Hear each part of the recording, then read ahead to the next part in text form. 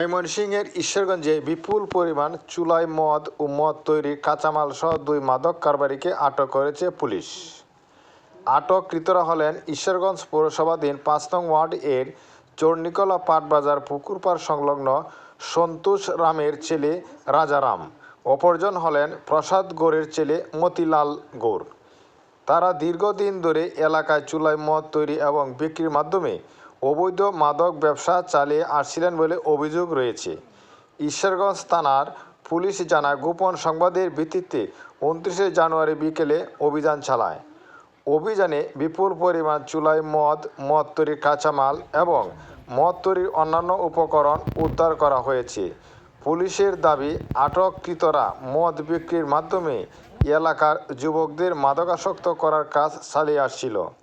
ঈশ্বরগঞ্জ থানার officer incharge OC Mohammad Obaidur Rahman জানান, 5 আগস্টের প্রেক্ষাপট চেঞ্জ হওয়ার পরে আমি 3 সেপ্টেম্বর 2025 অত থানায় যোগদান করি। যোগদান করার পরেই সকল প্রকার অপরাধ নির্মূলের লক্ষ্যে কাজ করে যাচ্ছি। আমাদের ময়মনসিংহ জেলার পুলিশ সুপার মহোদয়ের নির্দেশক্রমে অপরাধ নির্মূলের লক্ষ্যে মাদক এবং জুয়ার বিরুদ্ধে জিরো টলারেন্স নীতি অবলম্বন করে আমরা এগিয়ে যাচ্ছি।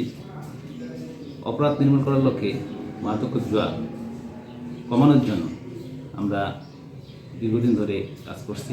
পাশাপাশি এই 2 জন মাদক ব্যবসায়ী দীর্ঘদিন ধরে মাদক ব্যবসা করে আসছে, মতিলাল এবং রাজা। গতকালকে এলাকায় জনগণের সহযোগিতায় তাদেরকে 110টা মদ সহ গ্রেপ্তার করে আমরা হেফাজতে নিই এবং মাদক মামলা রুজু করি।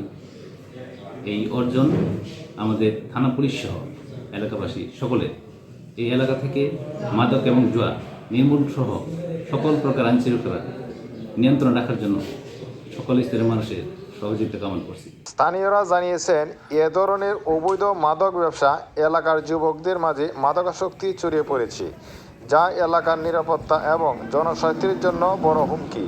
তারা দ্রুত এ ধরনের কার্যক্রম বন্ধ করার জন্য প্রশাসনের দ্রুত পদক্ষেপের দাবি জানিয়েছেন।